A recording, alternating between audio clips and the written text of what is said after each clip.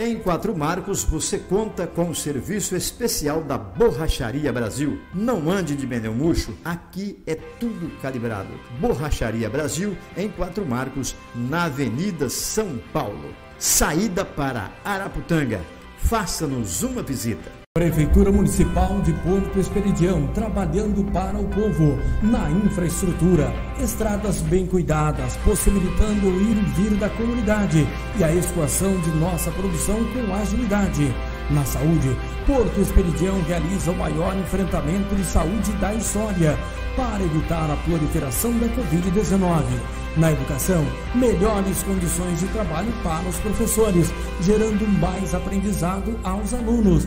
Porto Esperidião, gerando através do trabalho qualidade de vida para a população. Gestão 2021-2024.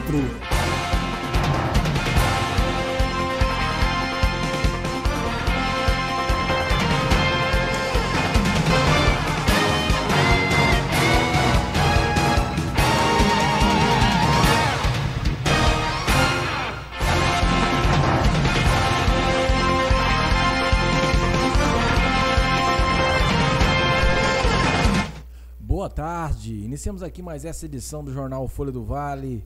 Trazemos aqui dia 2/2/2023, trazendo as informações de toda a nossa região, deixando você bem informado de tudo que você precisa saber aí. Reabertura da pesca, inicia-se agora em fevereiro, dia 3 de fevereiro, a reabertura da pesca em todo o nosso estado. Segundo o Tenente-Coronel Itamar Santos de Jesus, da Polícia Militar de Proteção Ambiental, a Piracema termina no dia 2 de fevereiro, estando liberada a pesca a partir do dia 3 de fevereiro. O Tenente-Coronel fala também sobre os cuidados a tomar e que apetrechos não se pode utilizar. A população tem que estar ciente de que a Piracema só encerra no dia 2. Isso não quer dizer que você pode pescar a partir do dia 2. A partir do dia 3, aí sim, você cidadão, cidadã, pode retornar à pesca normalmente, sempre lembrando que nós temos várias proibições, né? O tamanho do peixe, que nós devemos respeitar, os métodos, os apetrechos e as técnicas que devem ser utilizadas, sempre lembrando que isso visa o quê? Visa preservar e conservar a biodiversidade do nosso rio. Então, já que nós temos uma norma, a Lei 9.096, nós pedimos a toda a sociedade que cumpra essas normas. Até porque a Polícia Militar de Proteção Ambiental, assim como qualquer cidadão, pode fiscalizar. Pode fiscalizar e pode denunciar também para que possamos agir, assim como outros órgãos também que possuem o poder de polícia para fazê-lo. Coronel, o senhor falou sobre alguns apetrechos. Quais são os apetrechos mais conhecidos que eles são proibidos a pesca aqui no estado de Mato Grosso? Com algumas exceções, a tarrafa para o pescador amador e a ceva fixa. O que nós temos mais apreendidos? É o tarrafão, a tarrafa, a rede e a ceva fixa. Nós sabemos que a legislação permite ao pescador profissional, em determinados momentos, em determinadas situações, utilizar da tarrafa e da rede. Porém, o pescador amador não pode, em hipótese alguma. A lei proíbe. Então, o que a gente mais apreende é a tarrafa. Em segundo lugar, são as cevas fixas, né? Muito utilizada em nossos rios. Se a legislação proíbe a utilização de ceva fixa, ela, obviamente, nos dá uma justificativa para isso, para que o peixe não fique ali, em determinado local do rio, apreendido, preso, né? Meio que cercado. Porque se você tem uma ceva fixa, obviamente os peixes estarão ali comendo. E, querendo ou não, isso é uma forma irregular de utilização do pescado. E como Polícia de Proteção Ambiental, nós temos que fiscalizar, e as que tiverem no rio, nós iremos arrancá-las, cortá-las e trazer para aqui para o quartel, e depois iremos mandá-las para reciclar.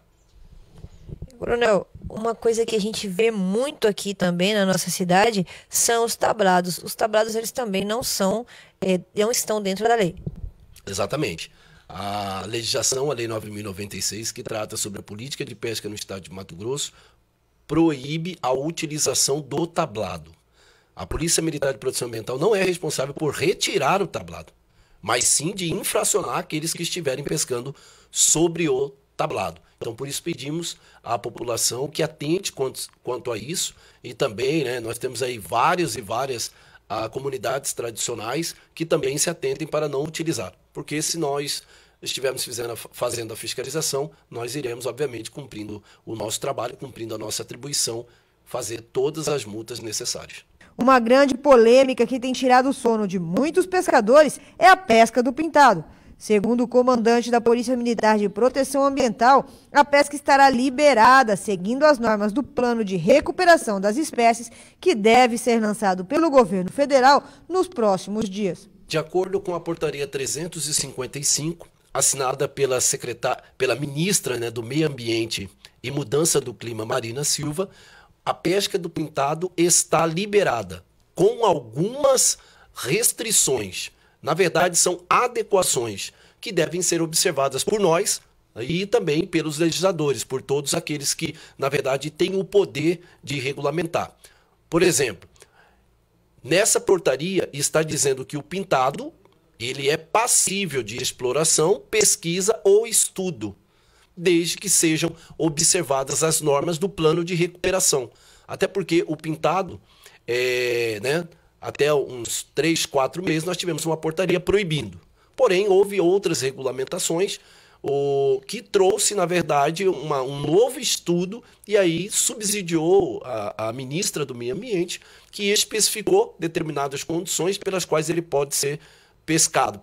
Resumindo, nós estamos esperando esse plano de recuperação, provavelmente amanhã ou depois da manhã será aí editado e publicado, e a partir do plano de recuperação o pintado poderá ser pescado normalmente.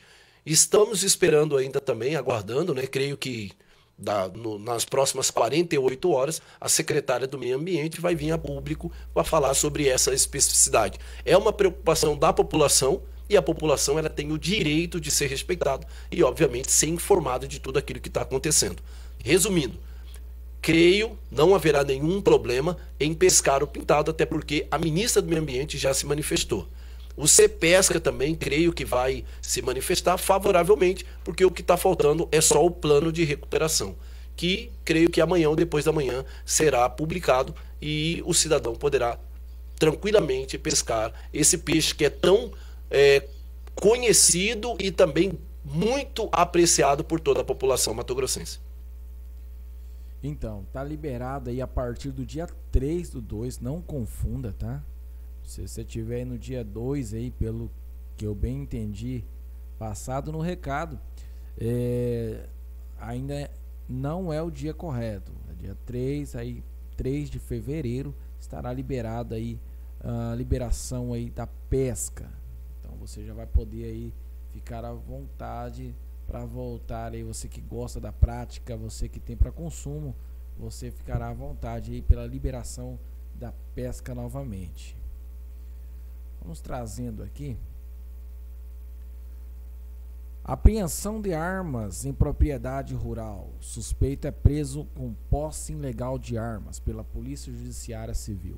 Durante a abordagem ao principal de Lacerda, a polícia recebeu informação de que ele estaria em posse de uma arma calibre 22. A polícia então começou os trabalhos na manhã desta terça-feira aqui em Pontes de Lacerda. A equipe de investigadores foram até o sítio próximo aqui a Pontes de Lacerda, aonde encontraram não só a espingarda calibre 22, como também outra arma pertencente ao vizinho desse suspeito. As armas estão aqui no CISC e agora a polícia vão averiguar as devidas proprietários dessa arma. Quem seria o dono de uma espingarda calibre 28 e se realmente o principal suspeito de ameaçar a esposa, se realmente ele é proprietário da arma espingarda calibre 22, inclusive com várias munições, inclusive munições já deflagradas pelo mesmo. E sobre a apreensão dessas armas na manhã desta terça-feira, falou a nossa equipe de reportagem, a delegada da Polícia Judiciária Civil aqui de Pontes de Lacerda, a doutora Lícia Juliane. Os investigadores hoje, com o mandado de busca e apreensão que foi expedido de ontem para hoje aí pela Justiça, foram lá no sítio do cidadão que foi preso em flagrante ontem, para tentar recuperar a arma de fogo que a vítima disse que ele tinha, que era uma calibre 22. Lá no local eles se depararam com o caseiro, né, do sítio, e o caseiro disse que ele pessoalmente tinha pego a arma e tinha levado para o vizinho, para o sítio vizinho, e deixado lá escondido essa arma. Com o caseiro também do sítio vizinho, que pediu para deixar essa arma lá guardada a pedido do conduzido, né? O conduzido pediu para o caseiro pegar a arma e levar lá para esse sítio. Então, os investigadores foram com esse cidadão lá nesse sítio e, com a permissão aí do caseiro, eles adentraram nessa residência lá, nessa casa, e encontraram a espingarda do conduzido de ontem. E no mesmo quarto, no mesmo recinto onde estava a espingarda do conduzido escondida, estava lá à vista, né, outra espingarda. Ainda nós vamos averiguar se realmente essa espingarda, quem tem essa 20, na verdade a 28, se quem é o proprietário ali desse sítio tem ou não registro, né, dessa arma de fogo. Se ele não tiver o registro, nós vamos fazer a autuação, mas por meio de inquérito, vamos instaurar a portaria, por meio de inquérito pelo crime de posse de arma de fogo de uso permitido. Caso não tenha a posse desse armamento, também vai responder aí. Na verdade, o dono mesmo, proprietário da residência, não sabia que essa arma do conduzido estava escondida lá. Porque se ele soubesse, eu autuaria ele por porte de arma de fogo de uso permitido por conta da guarda da espingarda aí do conduzido de ontem. Mas como ele não tinha ciência, foi uma coisa do caseiro, guardar, assim, eu acredito até que tenha sido na inocência, guardar essa arma de fogo lá para o conduzido, né, o dono mesmo da residência lá do sítio não vai responder pelo porte da arma do conduzido. Mas eu vou averiguar se o dono lá desse sítio tem ou não registro dessa arma de fogo que foi encontrada lá, que é dele, que é essa 28. Se ele não tiver, ele vai responder pelo crime de posse. Tá aí, né? Apreensão da arma de fogo e também apreensão do suspeito. Tudo vai ser averiguado aí pela Polícia Judiciária Civil até chegar às conclusões finais. Vamos trazendo aqui em cena de comentário. Uma caminhonete F4000 foi recuperada na região de Rio Branco. A Polícia Militar recuperou aí uma caminhonete F4000 roubada e apreendeu um menor e também um homem por receptação e corrupção de menor em Rio Branco. Na noite dessa última terça-feira, a Polícia Militar de Rio Branco apreendeu aí no quilômetro da na MT 406, né, 406, próximo à comunidade do Roncador, no município de Rio Branco, uma caminhonete F4000 de cor prata e uma motocicleta YBR Krypton vermelha. Apreendeu também um suspeito de menor, 13 anos, que também estava junto e inclusive estava conduzindo o veículo. A Polícia Militar foi acionada por populares que na MT 406 tinha uma caminhonete com características semelhantes à caminhonete F4000 roubada em Juara, no norte do Mato Grosso. Com base nas informações, a Polícia Militar iniciou uma patrulha e localizou o veículo, conforme informado por populares. De acordo com a polícia, durante a abordagem foi possível constatar que havia 2 ocupantes no interior do veículo que confessaram aos policiais que uma terceira pessoa que estava dando suporte e indicando o trajeto teria ido à cidade de Rio Branco buscar combustível para a caminhonete. A polícia relatou também que durante o retorno à base da Polícia Militar foi observada uma motocicleta de cor vermelha abandonada à beira da estrada. Ao seu lado, um galão de 20 litros cheio de óleo diesel. Tá aí, então, foi apreendido tanto a caminhonete como a motocicleta Krypton vermelha, né? Um terceiro miliante escapou, né? Possivelmente aí deu fuga pela mata e ficou ali pelas localidades, e 2 foram apreendidos, o menor que conduzia o veículo e um outro que estava junto com eles no momento da abordagem. O fato aí vai ser esclarecido. Delegada faz um alerta quem tem propriedade e essa propriedade for alugada para pessoas de má intenção, ou seja, pessoas de porte ilícito onde saem boca de fumo ou coisas do tipo, também pode estar aí correndo risco de tomar prisão, viu? Assim afirma a delegada. Vamos ver. O trabalho da Polícia Judiciária Civil resultou na apreensão de entorpecentes, R$ 164, 3 celulares e ainda uma balança de precisão. Todos esses objetos e os suspeitos, incluindo 3 usuários e 3 pessoas encaminhadas aqui para a Delegacia da Polícia Civil, estavam em uma residência na rua Luiza Zambuja, na Vila Guaporé. A delegada da Polícia Judiciária Civil, doutora Alícia, falou à imprensa local do resultado de mais uma apreensão de entorpecente e, obviamente, desarticulando mais uma boca de fumo em Pontes de Lacerda. Por ocasião da entrevista, a delegada da Polícia Civil ainda fez um alerta aos proprietários de residências locadas em Pontes de Lacerda. Caso a residência locada esteja sendo utilizada para o tráfico de drogas, vai sobrar para o proprietário. A gente está batendo bastante na tecla do tráfico local, né, dessas bocas de fumo que já são conhecidas da gente. Tanto a Polícia Militar como a Polícia Civil já conhecem essas bocas de fumo, sabem que os proprietários ou os possuidores dessas residências permitem aí que as pessoas pratiquem a traficância dentro dessas casas e façam também de fumódromo, né? As pessoas vão lá não só para comprar, mas também para usar droga. Nesta ocorrência, quantas pessoas foram encaminhadas? Eu autuei em flagrante 3 pessoas, 2 pessoas que lá estavam praticando a traficância, no nosso entender aí pela dinâmica dos fatos, do que aconteceu, da droga que foi encontrada, do material que foi encontrado. Eu autuei por tráfico de drogas 2 pessoas, uma mulher e um homem, e o proprietário da residência eu autuei no crime lá de permitir que no local da residência dele, pessoas pratiquem a traficância.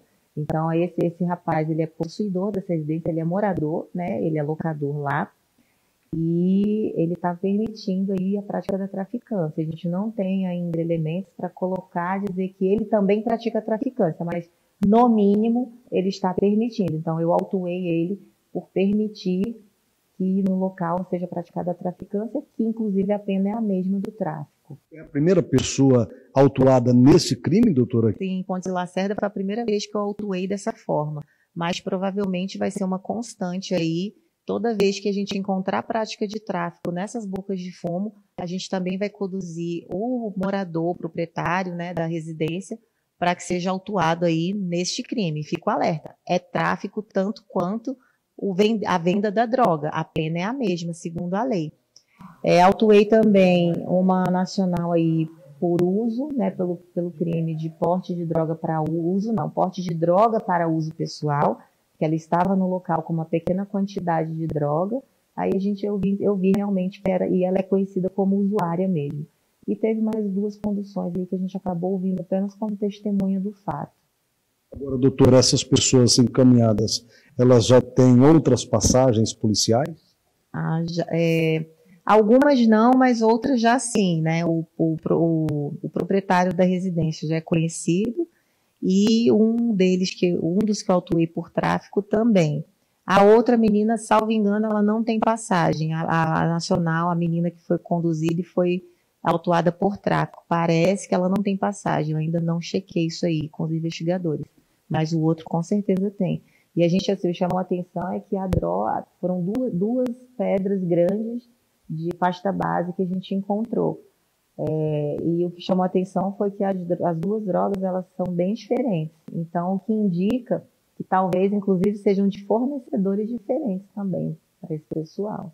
A senhora falou o termo nacional, por quê, doutor? Para não dizer indivíduo, né, porque talvez seja um termo muito pejorativo, assim, meio grosseiro, aí eu acabo falando a nacional, porque não é uma pessoa de fora, né, é um brasileiro, vamos dizer assim. É um termo utilizado. Sobre os 3 aparelhos celulares que foram apreendidos, a delegada disse que agora aguarda a apresentação de algum documento fiscal por parte de quem foi encaminhado, ou até mesmo de vítimas de possíveis furtos. Então, eles estão dizendo que são deles, né? Mas ninguém apresentou nota fiscal. O dia que me apresentarem nota fiscal, eu faço a liberação, né? Mas, em tese, assim, essas pessoas que vivem nesse local, a gente sabe que são pessoas que normalmente não trabalham, elas não têm muitos recursos para poder adquirir aparelhos celulares, inclusive dá para ver que são novos, né?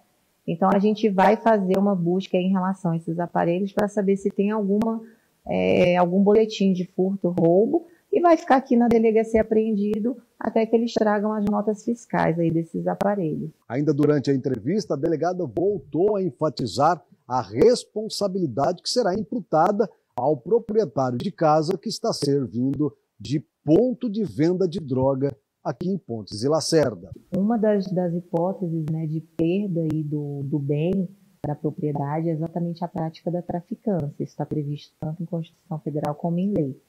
Então, se o proprietário da residência sabe que naquele local é praticada a traficância e permite que ali seja praticada a traficância, então ele pode vir a perder judicialmente aí a propriedade desse bem. Então, já fica um alerta para os proprietários dessas residências que, se não quiserem perder as suas residências, que provavelmente foram conquistadas aí com muito suor, né, que eles já está o alerta de que eles podem perder as residências, né, e a gente vai começar a sugerir isso em todos os relatórios policiais que nós fizermos aí dos nossos inquéritos. A gente vai começar a sugerir isso aí para o Ministério Público.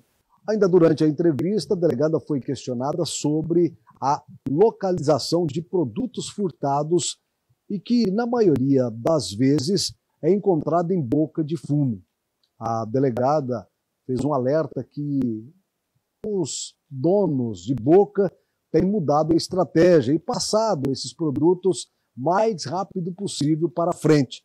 Mas a polícia continua as investigações e, em muitos casos, os produtos são recuperados. Quando eles fazem esses furtos, eles vão nessas bocas de fumo para trocar por droga, mas o proprietário, o morador da residência lá, que troca o objeto pela droga, também já repassa. Ele já não fica lá com esses objetos, porque eles sabem que são alvo de operações policiais. Então, no mesmo instante que eles recebem esses bens, eles já dão um jeito de se livrar. E vão oferecer isso até bem longe ali desses locais que são utilizados para fumódromo. Mas a gente tem aí, a gente faz as diligências, muitas vezes a gente não encontra, mas a maioria das vezes a gente consegue encontrar um ou outro bem ali furtado. Alguém vai ser encaminhado ao CDP, doutora? Sim, os 3 elementos que foram autuados na prática da traficância, né? Os 2 pelo tráfico e o morador, o possuidor da residência, o morador, por ter permitido a prática da traficância dentro da residência. Os 3 vão para o CDP e vai ficar a critério da Justiça. Então fica o recado, né, da delegada. A pessoa às vezes é uma pessoa de bem, aluga a casa aí para terceiros e não sabe bem o que está ocorrendo ou o que está acontecendo, né? Então não é que a sua propriedade é tua e você alugou para uma pessoa de má fé e você irá preso. Não, tudo vai ocorrer através da investigação, tudo vai ocorrer se você tiver ciência do que está acontecendo e for comprovado, e pela investigação da polícia for comprovada que você sabia do que estava acontecendo na tua propriedade, onde você vive do aluguel dela, aí sim você pode estar aí correndo risco de também ser indiciada à prisão. Agora, tudo é questão de investigar. Não quer dizer que a pessoa vai presa no ato do momento. É questão de ser investigada a situação quanto a pessoa proprietária da residência, se ele realmente sabe do que está acontecendo, sabia do que estava se passando ou não sabia do que estava acontecendo na sua residência. Certo? Vamos trazendo aqui as voltas às aulas, né? Estão se iniciando novamente e neste caso aí os uniformes, as aulas vão se iniciando e os uniformes só serão entregues em abril, assim fala a SEDUC, né? O secretário aí, Secretário do Estado de Educação aí, Alan Porto, comunicou que as aulas na rede pública estadual de ensino retornam na próxima segunda-feira, dia 6. No entanto, os uniformes dos alunos só começarão a ser entregues em abril. A entrega dos kits escolares, como caderno, lápis e etc., será iniciada em fevereiro, com previsão que todos os alunos receberão até março, tá? Até o final de março ou abril. É assim que vai funcionar, tá bom? Então aí foi passado aí pelo secretário. O secretário disse que no ano passado os alunos já receberam uniforme e com isso poderão continuar os estudos até receber o novo. Então assim foi repassado aí pela Alan Porto. Essa e algumas notícias, algumas dessas nossas notícias e matérias você encontra na página da TV Folha do Vale, radioetvfolhadovale.com.br. Não esqueça do E, tá? radioetvfolhadovale.com.br. Você terá lá muitas notícias que a gente vai colocando para você ficar por dentro de todos os acontecimentos da nossa região, do nosso estado. Sempre trazemos aqui aquelas matérias diferentes, aquelas matérias interessantes, e hoje a gente trouxe uma bem interessante, viu? A gente vai ensinar você de uma forma prática, simples, mais simples do mundo, de como criar um transmissor de rádio. Já imaginou você criar na sua própria casa? Vamos ver como é que faz isso. Hoje você vai aprender a construir em casa um receptor de rádio do modelo mais simples que você possa imaginar na face da Terra. A gente não vai conseguir ouvir música, mas a gente vai conseguir transmitir energia elétrica com isso.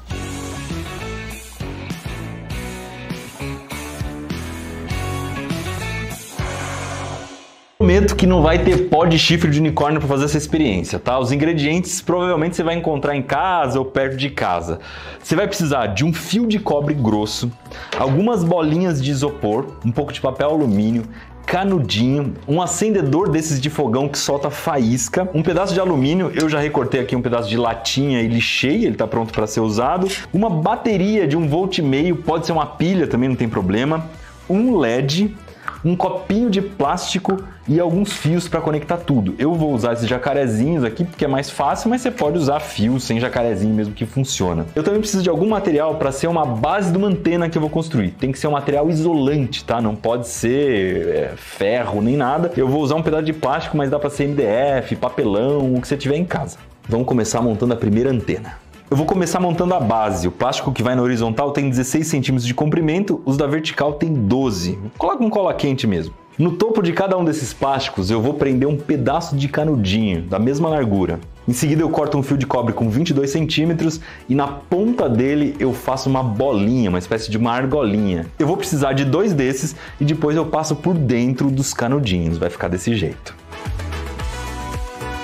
Em seguida eu corto um pedaço de papel alumínio e penduro nessa ponta que sobrou aqui do cobre. A largura disso é de mais ou menos uns 3 centímetros, tem que fazer dos 2 lados. E agora você pega tudo isso e multiplica por 2, porque é uma antena para transmitir e a outra para receber. A ponta do acendedor já está desmontada, você vai ter que ligar um fio aqui e outro nesse, ó.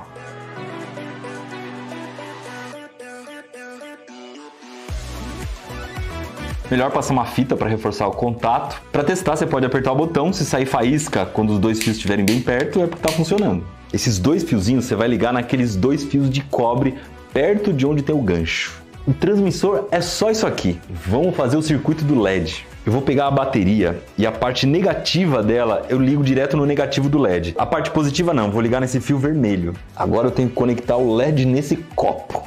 Vou pegar o alumínio da latinha e cortar 2 tiras de 10 centímetros de comprimento e uns 2 centímetros de largura mais ou menos. Eu coloco dentro do copo, dobro em cima da borda e depois faço mais uma dobra a uns 90 graus. Vai formar uma espécie de uma asinha. Eu tenho que fazer isso dos 2 lados. E agora sim, eu vou pegar um jacarezinho e ligar o terminal positivo da bateria no copo e o terminal positivo do LED no copo também. Você pode perceber que se eu der contato nesse pedaço de alumínio aqui, acende o LED. Ele está servindo como um interruptor. Dentro desse copo vão as bolinhas de isopor com uma capa de alumínio. É legal você dar uma arredondada para ficar bem bonitinho. Eu vou colocar aqui 22 bolinhas. Na hora que você jogar as bolinhas, você vai perceber que o LED às vezes liga, às vezes não liga, vai ficar bem instável. Você dá uns tapinhas aqui, tem hora que ele vai ficar desligado, você dá um tapinha de novo, ele liga, desliga, enfim, é exatamente isso que a gente quer. E a última etapa vai ser ligar essa asinha do copo na antena. Cada uma vai ligada num fio de cobre diferente. Transmissor e receptor estão prontos. Alguns detalhes importantes para fazer funcionar. Tem que colocar um de frente para o outro, a uma distância de uns 50 a 60 centímetros. Essas argolinhas de cobre, elas têm que estar perto uma da outra, mas sem encostar, tá? Uma distância de uns 8 milímetros mais ou menos. Tô falando com toda essa precisão, mas tô fazendo a olho aqui, tá? E o LED tem que estar apagado. Se o LED não apagar, você dá umas pancadas na mesa, dá uns toquezinhos aqui. A gente tem usado uma varetinha para bater no copinho. Chega uma hora que ele apaga. Antes de apertar o gatilho, vamos entender o que a gente quer com isso aqui exatamente. Qual que é a lógica desse aparelho que parece um negócio de chamar ET? A parte do LED aqui é simples. A gente tem uma bateria, o polo negativo vai direto para o LED, mas o polo positivo não. O polo positivo passa por esse copo de bolinhas e só depois ele vai para o LED. Se a gente ligasse direto o polo positivo aqui, ó, ele já ligava o LED. Mas não, ele está passando pelo copo de bolinhas antes. Então nesse momento o LED só não liga porque a energia não está conseguindo passar pelo copo de bolinhas. E a ideia é essa mesmo, o copo de bolinhas é um mau condutor. O nome disso aqui é coesor de Bramlin. O detalhe é que a energia não está passando, mas ela está prestes a passar, ela está quase passando e tem um jeito da gente fazer ela passar, que é ativando o nosso transmissor. Na hora em que eu apertar o gatilho aqui, o botãozinho que acende, vai sair uma faísca elétrica e a gente vai mandar energia para a antena. Nesse momento, os elétrons que estão aqui nesses metais vão se agitar, vão acelerar. E isso vai causar uma onda eletromagnética. Que raios que é isso? É uma onda que é transmitida por essa antena, viaja pelo espaço e pode ser captada pela que está do outro lado. Dá pra gente imaginar uma coisa parecida com isso aqui, ó. Eu movimento a corda desse lado e o movimento chega até o outro lado caminhando por uma onda.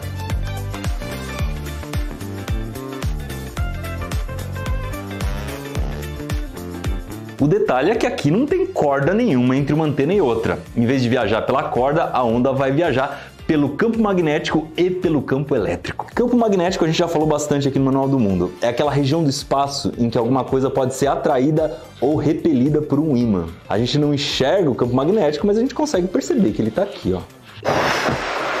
O campo elétrico é meio que um primo irmão do campo magnético, só que ele funciona com cargas elétricas. Um jeito da gente enxergar o campo elétrico de algum jeito é essa experiência de esfregar a bexiga no cabelo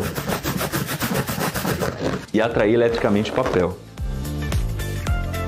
Então beleza, os elétrons aceleraram aqui na antena, isso criou uma onda eletromagnética que vai até a outra antena e sabe o que acontece quando ela chega aqui? O fenômeno contrário, a onda é que vai acelerar os elétrons que estão na antena receptora.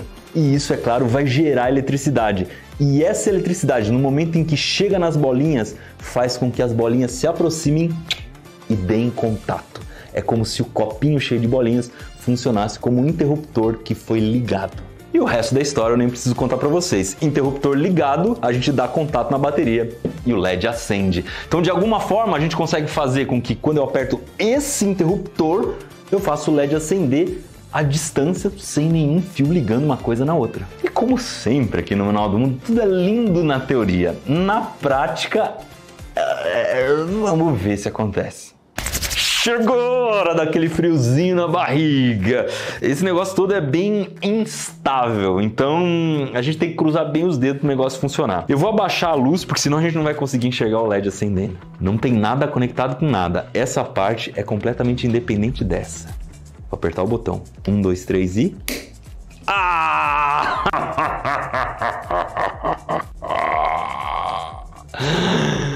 Ligou por transmissão via rádio caseira feita de acendedor de fogão.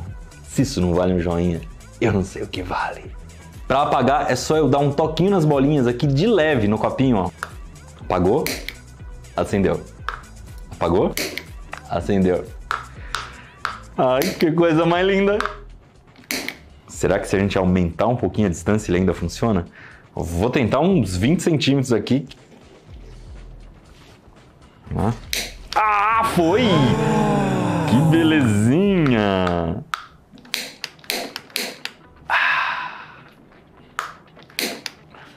Vamos tentar aumentar um pouquinho mais. A nossa antena também não é assim tão potente, né? Uma coisa legal dessa experiência é que ela faz parte da história e ela foi usada para a gente entender que as ondas de rádio são do mesmo tipo da luz. E talvez você esteja se perguntando, pô, mas será que um rádio funciona de um jeito parecido com isso aqui mesmo? Sim! E não só do rádio, mas também da televisão, da sua internet, do Wi-Fi, do Bluetooth e tudo que se comunica via rádio. Quer aprender um pouquinho mais sobre ondas eletromagnéticas? Dá uma olhada no vídeo em que a gente gravou sobre como... Tá aí, rapaz, que coisa interessante. Você criar aí você mesmo um transmissor de rádio. Interessante, muito interessante mesmo. A cada dia uma coisa inovadora que a gente vai estar trazendo para você. Né, Iberê? Iberê é o cara aí das invenções e estratégias diferentes aqui da nossa programação. Pessoal, vamos encerrando aqui essa edição do Jornal Folha do Vale. Agradeço a cada um de vocês. Fique com Deus. Até amanhã novamente a gente se vê. Aquele abraço. Boa tarde.